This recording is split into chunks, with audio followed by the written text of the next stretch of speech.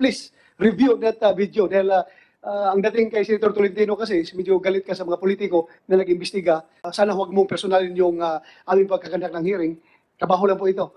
Yesterday, you went on YouTube.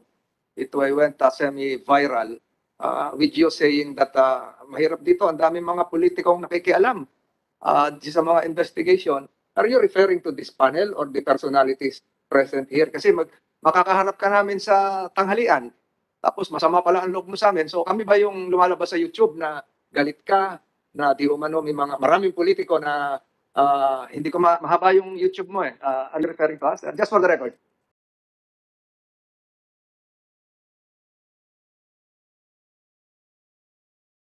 Yung mga taong involved sa what we call enforced disappearances ay parang nagkatugma na isang grupo ginamit sa pareho.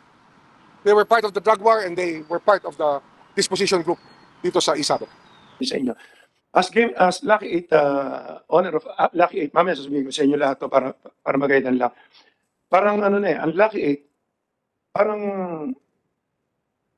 parang ginano nyo na guilty eh. Hindi naman trial by publicity, papatunayan ko sa inyo na may conspiracy rito. Okay? Wala kaming kinalaman dyan, patutunayan ko sa inyo conspiracy. Tignan nyo muna, sino ang totoong may-ari ng Lucky 8? Ako. Hindi kasi pwede maging may-ari rito ang abogado kailangan dito.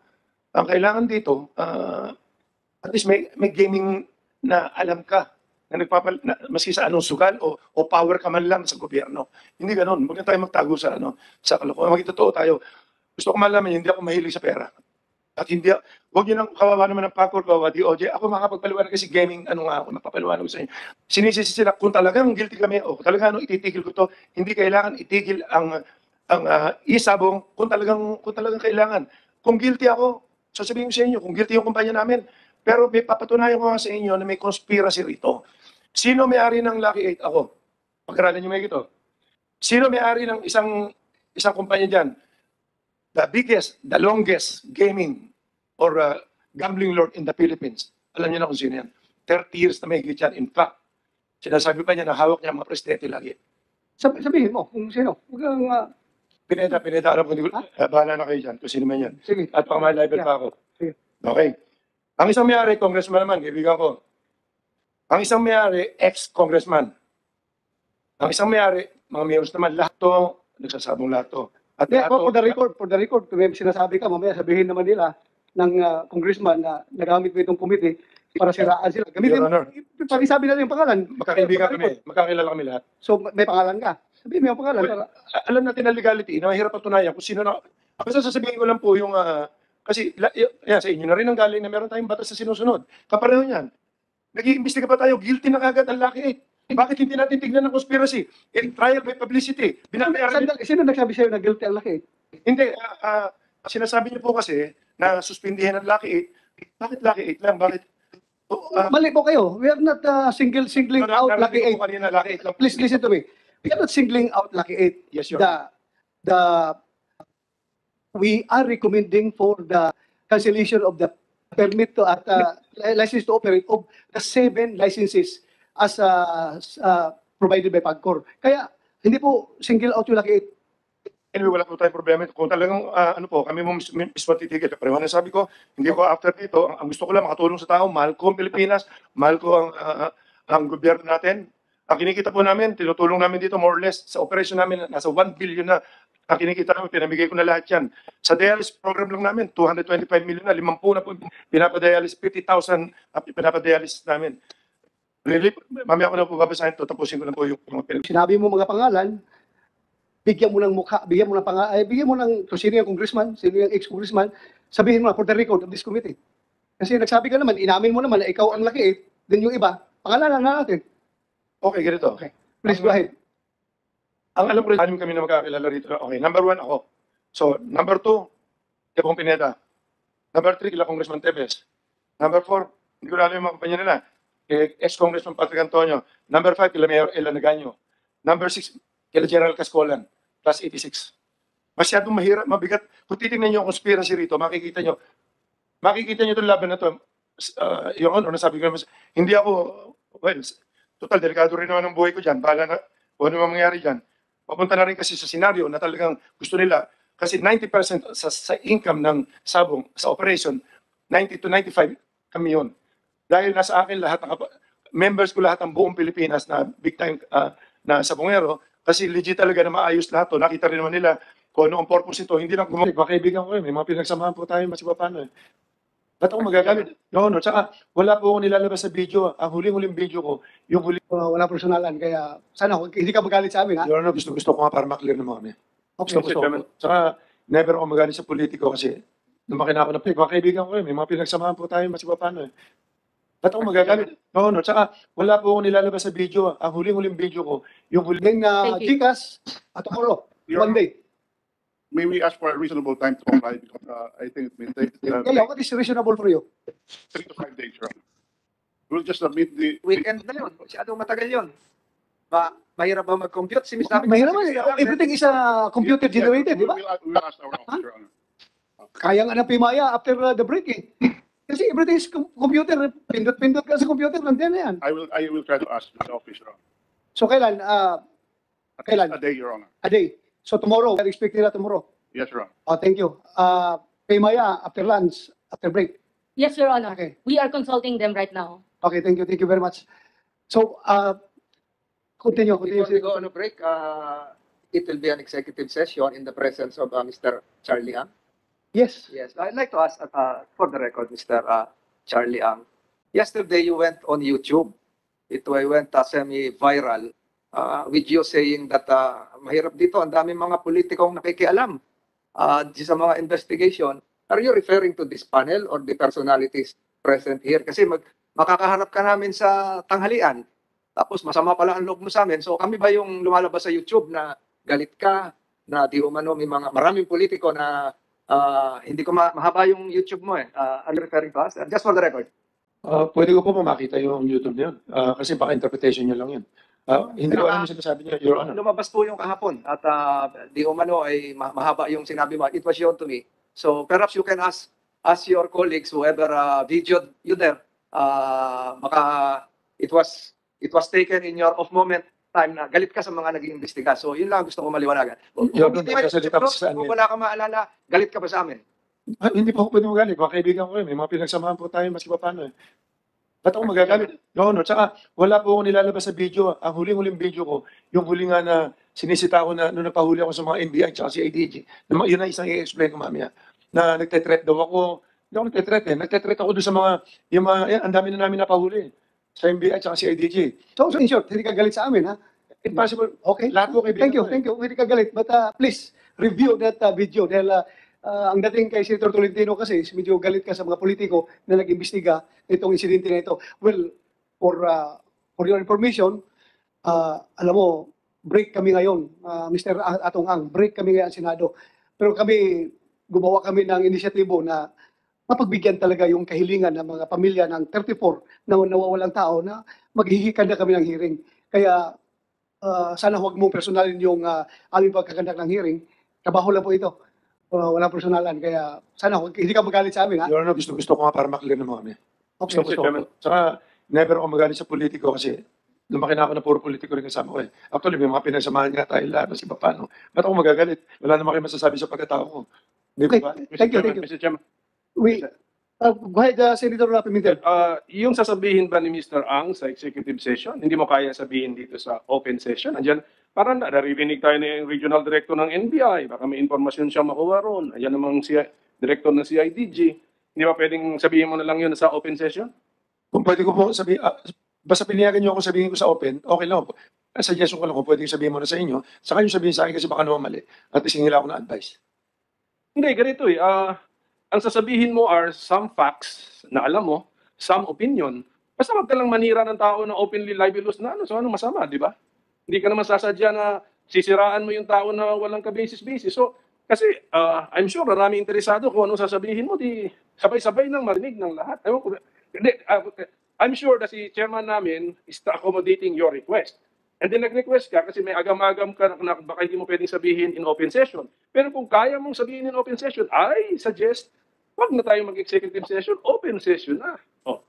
Gugulo talaga. Mas maganda. Okay, sige. So request mo yun. Gugulo talaga. The chair considers your point. Pakinggan ka namin in executive session. Anyway, yung tanong ko, wala namang right or wrong answer, opinion, yung position mo. Okay. Sige. Sige, walas, mag-break na pa kami sa chairman. Tanungin ko lang si Police Major General Cruz ng CIDG. Yeah, go ahead, go ahead. So, no, I'd like to congratulate him kasi meron na mga tinatawag na breakthrough, sir, no? Maybe work ng predecessor mo pa to, pero you were part of this. 6 already identified, sabi mo 14 suspects dun sa Manila Arena. I don't know, nakalimutan ko yung date nitong event. Ano, sabi mo sa basement sila January 13 case, is that the case number 1? January 13. Pero kung mga Yes, Your Honor. security guards po to lahat, more or less yung 14. Yes, Your Honor. So- They are all part of the security marshal. Security, di ba? So, siguro alam natin na hindi pa to case closed dahil mukhang mga nautusan lang po yan. Hindi po, sure, na hindi pa yan ang mastermind. Tama ba, Police Major General? We are, right now, sir, we are just basing our actions on the testimony of a witness and, Correct. and So, other evidence at hand. So, yeah, ako lang. Ito lang pakiramdam ko. Medyo malayo-layo pa ito na matapos. Because imagine 14 security guards abducting 6 people dun sa case number 1. yes, Your Honor. 14 security guards. Ba't naman kaya nila gagawin yan? So, napag-utusan lang. There must be some higher power or higher person or authority above the security guards. Yun, tawagin na lang nating mastermind. So, that is just the feeling I have. So, I hope that you pursue the possibility that this does not stop at the security guard level. Yes, Your Honor. That's always the course of our investigation in CIDG. When we investigate crime, we make sure that everything is checked and kagaya nga po ng kasabihan, we will leave no stone unturned in the Sir, naiparisig na. Check mo ha, mamaya. Sir, with your permission, sir, I'll tell the names of the security guards which we have invited. Sir. Sige, sige. The persons which we have invited, sir, wherein their names were given by, can I just read those who are present, sir, or all of them, sir? Present. Yung present lang. Ang present lang, sir, si Security Guard Fuentes, si Mr. OIC Mark Carlos Saballa, tapos OIC Mr. Rogelio Borican. Yan lang po, sir. But all in all, we have invited. Yeah. After this, Kumsek, after magsalita yung PNP, din itong pamilya, isa lang natin yung mga security guard yun. Kunin mo doon. Opuin dito, ha? Yes, sir. Okay, thank you. Mr. Chairman, Thank you, sir. with your permission. Here, Mr. Chairman. Yeah, Torres Santos. Yes. With respect to the security personnel, I commit that we were able to brought some of the security personnel or roving personnel. No? We were not able to bring them all because most of them are still in duty and we cannot leave the premises of the farm and the other arena with no security guards. Now, I do confirm, Mr. Chairman, that these are roving personnel. Sometimes they are in Manila Arena, sometimes they are in Santa Cruz, and sometimes they are in Lipa. But are they uniform blue guards? No, they are just roving personnel. They are they're not really security personnel, but roving personnel, Mr. Chairman. So they're not member of a security agency? Personal guards ninyo ito, not members of security agency? They are not members of a security agency, but they are roving personnel within the premises or perimeters of the farm or the Manila Arena. In that area. My impression last hearing was that you promised to me, you promised to this committee na dadalhin mo sila dito ngayon, yung mga pinangalanan. Ngayon may rason ka na on duty sila. Baka pwede naman siguro mag-hire kayo. Personal ninyo ito na employee. Dapat nag-hire kayo na ibang tao na magman doon sa inyong sabungan para madala sana sila dito. Mr. Chairman, to be candid, we were overwhelmed by the number of subpoena. Although we undertook last during hearing to bring some of the key personnel who will be able to shed light in these proceedings. But because of the number of personnel required to appear into these proceedings, we did not anticipate that there will be no substitute or karelyebo po para sa mga pwesto po nila. That would leave our operations not secured or empty. So we were able. Mr. Chairman, You said, Senator Mr. Lacson, Chairman, with your permission, you did not anticipate Na-overwhelm kayo. Last week pa yun eh. Yes, Mr. Chairman. You should have anticipated. Dahil sinupina na nga ng Senate o pinadala ng invitation, dapat in-anticipate nyo na merong replacement doon. Are these licensed guards? No, Mr. Should Chairman. they bear arms? No, they do not bear arms because they are not licensed. They are not members of a licensed security agency. Although during the last hearing, I mentioned that part of our security personnel were members of a security agency. So it was a mixed who are securing the Yeah, kasi last premises. hearing, parang ang recollection namin, sabi mo, part ng security agency, di ba? That would be, it's mixed kasi, Mr. Chairman. Yung part of it are members of the Absolute Security Agency. Yeah. And part of it are, should I call, roving personnel of the... When you say roving, hindi lang sila limited sa Manila Arena. Pwede rin sila ma-deploy sa Santa Cruz, sa Batangas. So roving. Your Honor, ang setup kasi ng operation ng depende sa arena. Pareho ng lipat sa sobrang laki. Meron lang kami naka-uniforme sa gate na yun yung may baril. Para pagpasok, bigyan ng paso, Tapos, yung mga perimeter, guardia. So how many are these kinds of guards? Yung sa inyo, kung yung kayo mismo nagde-deploy at hindi part ng any security agency na hinire ninyo, na kinontract ninyo. Your Ilan Honor, lahat yun? check into eksaktong Pero ang nangyayari dyan, parang nagre-reliable na. Yung, lalo na nung panahon, itong huli, mga pandemic, palit-palitan na. Nagro-robbing sila eh. Ano nga so? Yes, sir. Yes, sir. For the record, sir, we subpoenaed 23 security personnel of the 3 cockpit arenas, but only 7 physically appeared today. So the reason being, sabi ni Atty., the president of the company, is that naka-deploy pa sila. But sana, very important itong investigation na ito. Kailangan sanang dinala ninyo. You're given 1 week to prepare. You're given 1 week to inform your people, or you're given 1 week to make adjustments on your deployments. Sana yung 23 nadala nyo dito. Kasi yung dinala nyo na 7, for all we know, pinili lang ninyo yan kung sino dyan ang gusto nyo dalhin. Yun lang ang impression ng committee. Sana nandito lahat yun. Yes, Mr. Chairman. The other subpoena, Mr. Chairman, we were... Sorry. Correction. They were not subpoenaed. They were invited. But maybe kung hindi sila pakita, we will subpoena them. Actually, Mr. Chairman, some of them were able to receive their invitation only this Wednesday. So when they informed the management, we do not know who to relieve and who would be substituted and who would be made to appear.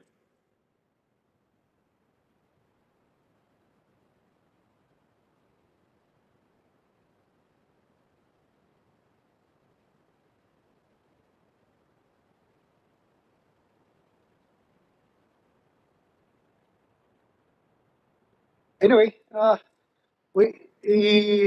dali mo dito yung mamaya ako yung case number 4.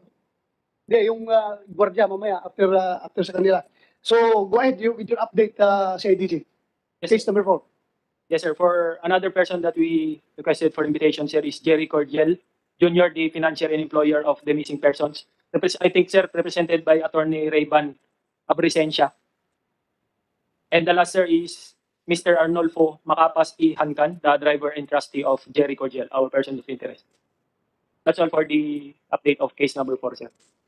So, thank you. For your information, yung Rosales, security guard Rosales na sinasabi mo, wala dito sa 7 na nag-appear ngayon. So, you don't expect something to na malalabas ngayon dito dahil wala siya. We will invite him or subpoena that security guard for next hearing. So with that, we would like to listen. Pasensya kayo, ma'am, at kanina pa kayo nakaupo dyan. Medyo mabigat yung usapan dito, kaya ngayon ko lang kayo pwede bigyan ng pagkakataon na magsalita. Please, ma'am, you have the floor.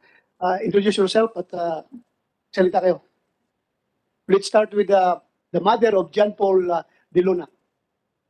So, ako po ang nanay ni John Paul De Luna Ramos. Ako po ay nagpapasalamat po. Una-una po sa inyo po, sir. Dahil ako po ay pinalakan at ako po ay magpapasalamat po ako din sa kasama ko din. Kung hindi po sa kanila, ay hindi pa ako narating Ma'am, sa mas casting. maganda siguro kung tanggalin mo lang muna para marinig ka namin. Tapos pakihila ng microphone palapit sa'yo. Go ahead. Papasalamat po ako din sa kasama ko, saka po si sir, yung nandun po sa likod po. Saka po yung pong unang-una po yung tumulong po sa akin na taga TV5 para po makapunta sa Tanawan, Quezon. And then po, saka po yung CIDG, saka po ang kapulisan po ng taga Katanawan, Quezon. Saka po yung tumulong din po sa Santa Cruz, Laguna sa amin, sa akin po pamilya. Ako po yung nananawagan po sa aking anak na si Jean Paul de Luna na sa kasalukuyan po ay magtatatlong buwan na po siyang nawawala. Ay ako po humihingi po ako ng tulong. Kung sino man po ang nakakakupkup sa akin anak, kaibigan niya na po sa akin. Ay sa isa ko pong lalaki talaga. Nag-aaral po yun. Ako po sabi ko lang po dun sa boss. Sabi ko po dun sa kay sir, kinuha po niya sa akin yan. Hindi ko po siya pinapayagan. Pinilit po niya. Sabi ko, sir, hindi po pwedeng payagan yan dahil nag-aaral po yan. Minoridad po yan. Pumunta po sa akin yung si Arnold po makapas na pinilit po ang anak ko. Sabi ko, sige, okay lang kung hindi naman papapahamak ang anak ko. Sa madaling salita po nung December 27, napag-alaman ko na pumunta po pala ng Santa Cruz, Laguna yung anak kong yan na hindi ko naman po alam na sabi nga daw po ni sir ay sasama sa kanong tauhan niya. Sabi ko, bakit ganun? Ang sakit naman nung ganun. Nag-aaral yan, nag-module yan. Tinanggap ko na rin. Pero sabi ko, sana wag nang mapahamak. Pero sabi ko, nung pong December 30, napag-alaman ko na, sabi po ni sir na tapos na po magsabong, sabi po ni sir sa akin na, ate, pupunta po tayo sa pulis ng Katanawan. Dahil ang anak po ninyo si Jean Paul ay nawawala. Sir, bakit po mawawala? Iyan po ay tao ninyo. Sabi kong ganun. Hindi po pwedeng mawala yan. Kinuha po ninyo yan sa akin. Sabi kong ganun. Sino yung tinatanong? Sir Jerry po, Gordel. Opo, Sir Gordel. Sir Gordel. Yung pong boss po nila, Sir Jerry Gordel. Jerry Gorgel. Opo. Nasaan siya ngayon? Nandun nga po, hindi nga po nakikipag-organize sa amin. Pag po tinatawagan po, sir, binababaan po ako ng cellphone. Pero siya ang nag-inform sa inyo na wala Opo. yung anak mo. Opo, yun po talaga. Nasa kasalukuyan po ngayon, hindi po siya So talaga. siya yung financier ng grupo na ito. Siya po yung boss ng aking anak na si Boss. Jean Paul. Itong pito nawawala sa Santa Cruz, sa Laguna, noong 29 December. Pito po sila. Ang address ay puro Barangay Bulo, Katanawan, Quezon. 5 laan po yung kasama, 5 laan po sa Bali Sinda Utoy, 5 laan po, Bali 5 laan po sila Utoy. Yung pong dalawa hindi po nila kasama. Si Mr. Gorgel, nandito daw, kasama yung kanyang counsel. Opo. Papuin mo dito para matanong natin kung saan napunta yung mga bata. So itong nawawala na ito, na 5, Opo, hindi pa po nabalik. magkakilala ito sila lahat. Opo, yung pong dalawa ko saka po yung anak na rin ay magpisambo. Saka magpisambo. So bali po ang nangyayari sa ngayon, wala pa po kami late kung nasaan yung anak ko. Kaya po ako nananawagan talaga ako po hindi ko po alam kung saan po talaga. Kasi po talaga sa akin. Hindi ko po alam kung anong gagawin ko. Sabi ko, anak, nasaan ka? Hindi nga po alam kung anong gagawin ko. Sabi ko, mahirap lang tayo, anak, pero kapit ka lang, anak. Sabi ng asawa ko talagang anak. Sabi ko sa kanya, ako na lang ang pupunta dahil hindi ko pa rin po sir maiwanan yung isa ko ring anak dahil ganyan nga po ang nangyayari. Sige po, magdasal lang tayo na nabuhay pa yung mga anak ninyo. Sana makonsensya yung may hawak nila Yung sa po, kanila ngayon at sana ilabas sila. Salamat. Buhay. So, dasal lang tayo, huwag tayong wala na pag-asa. thank you po. Salamat po.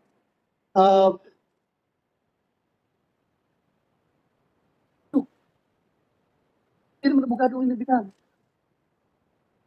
So, andyan yung abogado. Upuhin mo dito at siya tanongin natin. Siya nag-represent. Kaya nga, sir. Pero sige lang, sir, baka may importanteng impormasyon na dala-dala yung abogado. Paupo mo dito. Si the mother of Mason Ramos, ma'am.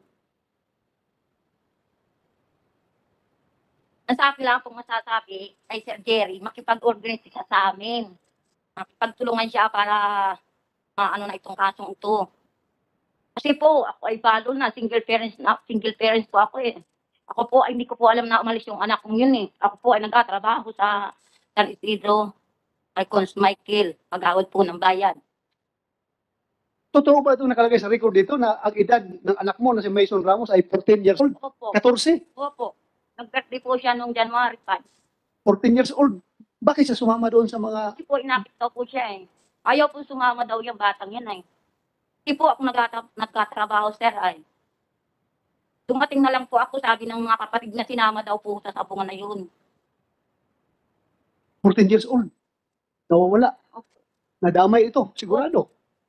Wala lang po nagabuhay sa kanila eh. Balo na po ako. So sige po, mananawagan naman tayo uli doon sa may hawak dito.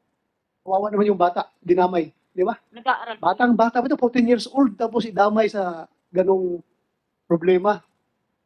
Chef Jerry naman po, hindi malakong natawag sa akin. Natawag kami, napagpatayan kami ng cellphone. Alam ko po, wala nga kayo pamasahe papunta dito. Cellphone pa kaya, makabili kayo ng cellphone. Kaya kawawa naman yung bata. Papabiya ko na pati po sir, yung mga anak ko maliliit pa. Malalakad po namin pupunta po sa mga asikaso namin ito. Sige po, ako po ikuan. I'm lost for words, ha. Sa Tagalog pa, ako'y nawawalan ng paano yung Tagalog yan? Basta I'm lost for words. Kung paano ko express yung aking pagdalamhati pagkawala ng anak mo. Sige lang po, ma'am. Magdasal tayo. Ha? Kumsik, ikaw yung legal ni Juan? Cordial? Good afternoon, Mr. Chairman. I am Attorney Raven Abrenica, and I am representing Jerry Cordial. Kaya nga, tanong kami kung anong itatanong namin sa iyo. Wala kang alam. Anong knowledge mo doon sa activity ni Cordial? Your Honor, this representation, Pakitanggal. Your Honor, I was only engaged to signify Mr. Cordial's intention to cooperate. Sandali na to. Out muna, sandali. Pag-administer mo na out. Dali na. Tinggal lang natin.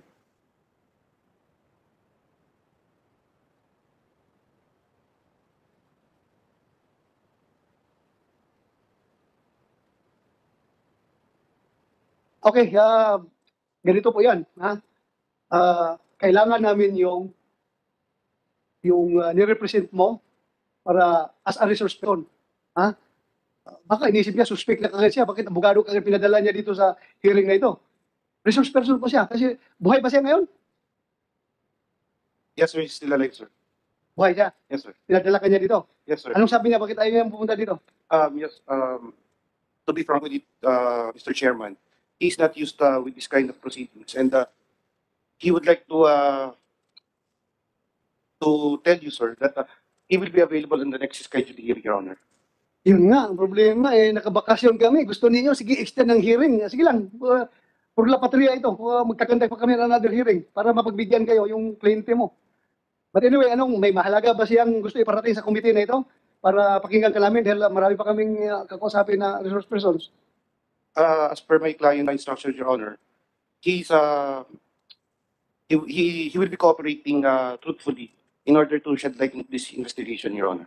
Okay, so siya ay financier nitong grupo na ito. For what have been conveyed to me by my client, Your Honor, he is the employer of this 5, Your Honor. When you say employer, ano palang trabaho niya? Ano palang negosyo niya?